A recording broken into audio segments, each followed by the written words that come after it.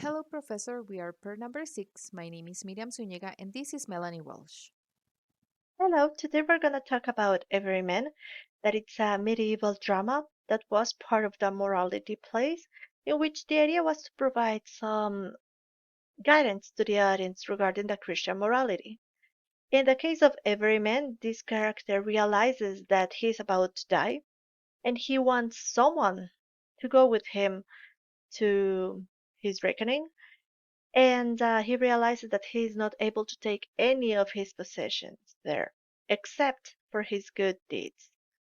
And if his good deeds were strong enough, they would be able to defend him. But if not, nobody's going to be able to defend him.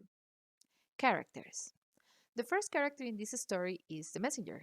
He introduces the story to the audience by giving a sort of prelude by saying that at the end, every man and everything is transitory. God. He represents the heavenly king, as messenger calls him. He sees that every man is living a life of pleasure and that he doesn't care about anything else. So, in order to avoid every man becoming worse, he decides to call him to a reckoning. Death. He is God's mighty messenger. He is the representative of God, and he goes to every man to call him to the reckoning. Then we have every man. He's the main character of this story. Every man represents all humankind. He is busy taking care of himself, loving his possessions, and living a life of pleasure. Among the characters, we also have friendship that represent any friendship in a lifetime. And this one is the first one to abandon every man when he asked to go with him on his pilgrimage. The other one were kindred and cousin that represents the family members or even the closest friends, and both of them refuses to go with him because they don't want to go to the grave with him. We also have worldly goods that represents all the possessions that every man has, and worldly goods abandons every man as soon as they know that every man is about to die because they cannot go to the afterlife with anybody. And there is good deeds. Good deeds represent all the good actions that every man did during his lifetime. And at the beginning, she's too weak to go with him, but once that he goes with knowledge to confession and presents and acknowledge all the things that he did and his sorrow for that, good deeds are strong enough to go with him. Knowledge. She is good deed sister. She is willing to guide every man to meet confession. Knowledge is the one that knows exactly what every man has to acknowledge to confession. And then we have confession. Confession acknowledge what every man says and recognizes that he is sorry about everything.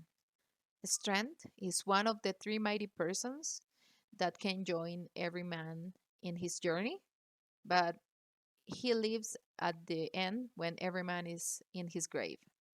Discretion is the second of the three mighty person. Same as strength, he leaves every man at the end. Then we have five senses.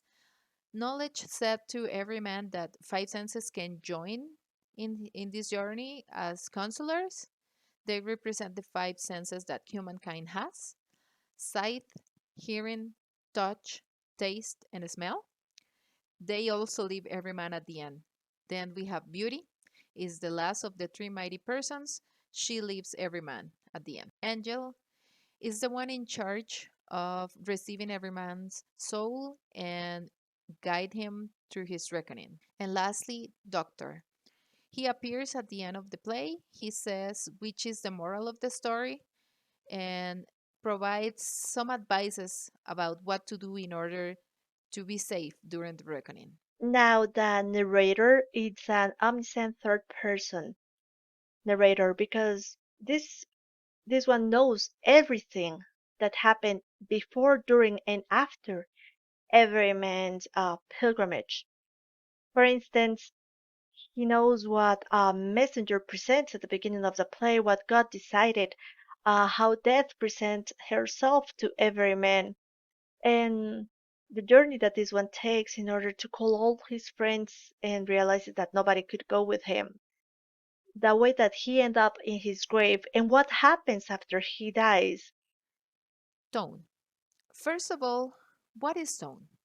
The tone refers to the attitude that the author wants to transmit to the audience towards a specific uh, feeling or sentiment.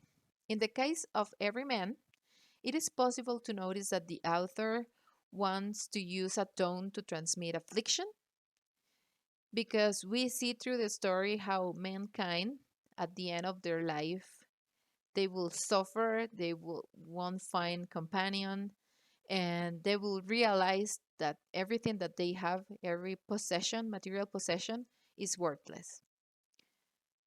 In the story, every man he feels lonely, and when he realizes that nobody wants to go with him to get to his reckoning, and even though some of his friends said they will go with him, at the end they don't go, and some other friends that go with him abandon him at the end. So this story uses a tone to make the audience think about the things that we could regret at the end of our life. And even though we know that every man was not a good Christian, he was able to redeem himself just in time for his reckoning. So we have a little bit of hope at the end. Finally, the irony is that every man realizes that he's about to die, and even though he tries to avoid death and to avoid his reckoning, but he realizes that this is not possible, and he realizes only that only good deeds remains with him until the end. And they even say, "Don't be afraid, I will speak for you." And then every man dies asking for God's mercy.